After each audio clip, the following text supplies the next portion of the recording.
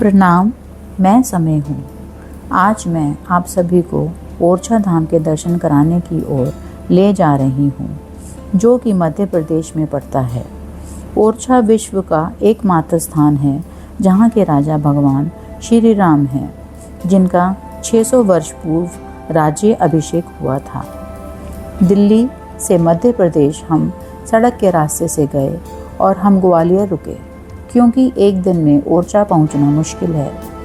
हमने ग्वालियर का फोर्ट देखा। ग्वालियर के परिसर में भगवान विष्णु और शिव को समर्पित मंदिर देखा, जो जुड़वा सास बहू मंदिर के रूप में भी कहा जाता है। आक्रमणों के कारण यह सब क्षतिग्रस्त हो गए हैं और ऐतिहासिक संरक्षण में रहते हैं। इसके बाद हमने रानी लक्ष्मीबाई की समाधि के दर्शन कर उनकी वीरता और बहादुरी पर श्रद्धा अर्पित की। हमने तानसेन मार्ग पर जाते हुए भी अगले दिन सुबह ओरछा जाते समय माँ बगलामुखी पीताम्बरा पीठ, जहाँ महाभारत काल का वनखंडेश्वर शिवलिंग है, यह शक्तिपीठ पौराणिक लोगों की तपोस्थली भी है, हमने दर्शन किए। चलते हुए हम बेटवा नदी के तट पर बसे ऐतिहासिक शहर ओरछा पहुँच बोटिंग द्वारा नदी के किनारे पर सुंदर और आकर्षित महल देखे। चतुर्भुज महल भी देखा, जहाँ लक्ष्मी जी के दर्शन किए और अंदर के अनेक आकृतियाँ देखी, जो दीवारों पर अनेक रंगों से बनाई हुई हैं, और यह भी ASI के संरक्षण में आता है। अगले दिन सुबह हमने प्रभु श्री राम के मंदिर के दर्शन किए। यह मान्यता है कि संवत 1631 में ओरछा की महारानी राम भक्त कुंवर गणेश ने भगवान प्रभु श्री राम की 21 दिन में अयोध्या में तपस्या की, और जब श्री राम प्रकट नहीं हुए तो महारानी ने सरयू नदी में छलांग लगा दी। तब प्रभु श्री राम नदी के जल में ही बाल रूप में उनकी गोद में आ गए।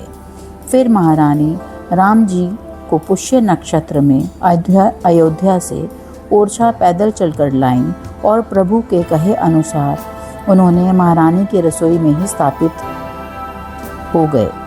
वहाँ के राजा ने राम आज्ञा से उनका राज्य अभिषेक कर अपनी सत्ता श्री राम को सौंप दी, और आज तक यहाँ किसी और की सत्ता नहीं होती।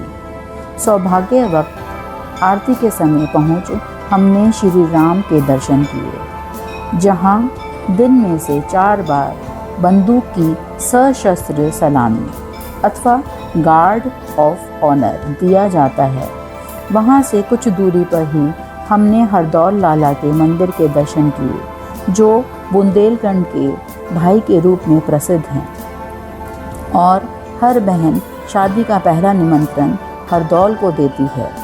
अंत में रामायण की चौपाई। छूटोई मल की मल ही के धोए, धृत की पाव कोई बारी बिलोए। प्रेम भक्ति जल बिनु रघुराई, अभी अंतर मल कभू न जाए। अर्थात मैल धोने से क्या मैल छूटता है? जल मतने से क्या कोई घी पा सकता है? उसी प्रकार हे रघुनाथ जी, प्रेम भक्ति रूपी निर्मल जल के बिना अंतःकरण का मैल कभी नहीं जाता। इसलिए समय रहते आप भी यहाँ के दर्शन कीजिए। जय श्री राम।